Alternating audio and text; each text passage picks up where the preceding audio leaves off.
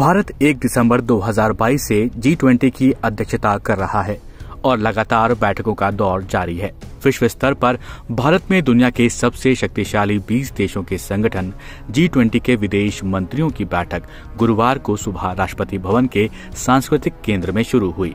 बैठक के शुरुआत में विदेश मंत्री एस जयशंकर ने तुर्की और सीरिया में आए भयंकर भूकंप में मारे गए लोगों के प्रति संवेदना प्रकट करने के लिए सभी सदस्यों के साथ 1 मिनट का मौन धारण किया। रूस यूक्रेन युद्ध के बीच ये बैठक काफी अहम मानी जा रही है।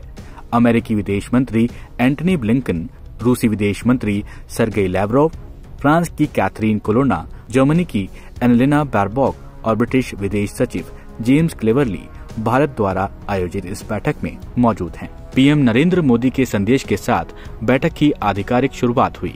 Foreign ministers, head of international organisations, excellencies, I welcome you to India for the G20 Foreign Ministers meeting. India has selected the theme of One Earth, One Family, One Future. अब आपके मन में G20 से जुड़े कई सवाल होंगे, जैसे G20 क्या है, भारत के लिए G20 की अध्यक्षता के क्या मायने हैं। समझते हैं इस वीडियो में।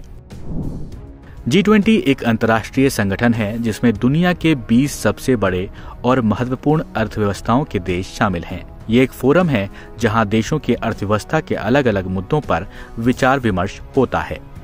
G20 दुनिया के 19 देशों और EU यानी यूरोपीय संघ से मिलकर बना हुआ है। इसमें शामिल देशों की वर्ल्ड जीडीपी में करीब 85% की भागीदारी बताई जाती है। इस ग्रुप में जो देश शामिल हैं उनमें Argentina, Australia, Brazil, Canada, China, France, Germany, India, Indonesia, Italy, Japan, Republic of Korea, Mexico, Russia, Saudi Arabia, South Africa, Turkey, United Kingdom, United States, इसके साथ साथ यूरोपियन यूनियन भी शामिल है। इस साल जब भारत अध्यक्षता कर रहा है तब Bangladesh, Egypt, Mauritius, Netherlands, Nigeria, Oman, Singapore, Spain और यूएई को एज गेस्ट इनवाइट किया गया है। पिछले साल यानी 2022 में इंडोनेशिया ने G20 की अध्यक्षता की। साल 2023 में इसकी अध्यक्षता भारत कर रहा है और 2024 में ब्राजील के पास ये G20 की अध्यक्षता होने वाली है। अब सवाल ये कि G20 की शुरुआत आखिर क्यों और कब हुई। तो आपको बता दें कि G20 की शुरुआत 1999 में हुई थी। उस समय G20 फाइनेंशियल स्टेबिलिटी फोरम के रूप में जाना जाता था और इसमें केवल वित्तीय मुद्दों पर विचार विमर्श हुआ करता था। 2008 की फाइनेंशियल क्राइसिस के बाद G20 ने अपनी गतिविधियों को विस्तारित कर दिया और अर्थव्यवस्था के विभिन्न मुद्दों पर विचार विमर्श करने वाले अंतर्राष्ट्रीय संगठन के रूप में विकसित हुआ। उस समय से अब तक G20 एक महत्वपूर्ण विश्व स्तरीय फोरम बन गया है जो दुनिया भर की अर्थव्यवस्थाओं के अलग अलग मुद्दों पर चर्चा करता है। G20 में शामिल देशों की चुनौतियों, मुद्दों और मांगों पर विचार विमर्श किया जाता है ताकि संयुक्त रूप से वो अर्थव्यवस्थाओं की समस्याओं का सामना कर सकें। अब ये समझते हैं कि जब भारत G20 की अध्यक्षता कर रहा है तब भारत को इससे क्या फायदा हो सकता है। भारत को G20 की अध्यक्षता मिलना इस बात को दर्शाता है कि भारत वैश्विक ताकतों के बीच वर्ल्ड लीडर बनकर उभर रहा है। बता दें कि हाल ही में इंडोनेशिया के बाली में 17वें G20 शिखर सम्मेलन के दौरान भारत को G20 की अध्यक्षता सौंपी गई थी। ऐसे में ये देशवासियों की जिम्मेदारी है इन आशाओं और अपेक्षाओं से कहीं ज्यादा बेहतर करके दिखाएं।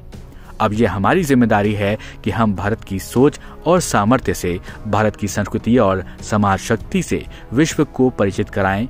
यह हमारा दायित्व है कि हम अपनी हजारों वर्ष पुरानी संस्कृति की बौद्धिकता और उसमें समाहित आधुनिकता से विश्व का ज्ञानवर्धन करें।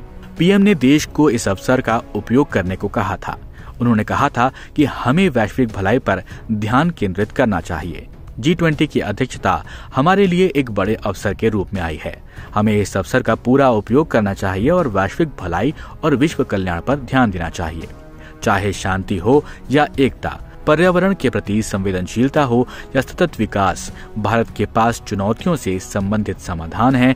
उन्होंने ये कहा था कि एक धरती, एक परिवार, एक भविष्य की जो थीम है इस आयोजन को वो दी गई है, वो हमारी वसुधैव कुटुंबकम की प्रतिबद्धता को दर्शाती है। बीते कुछ सालों में इस तरह से भारत लगातार वैश्विक मंचों पर बेहतर करता आ रहा है और 130 करोड़ भारतीयों की शक्ति और सामर्थ्य के साथ निरंतर नए कीर्तिमान स्थापित कर रहा है।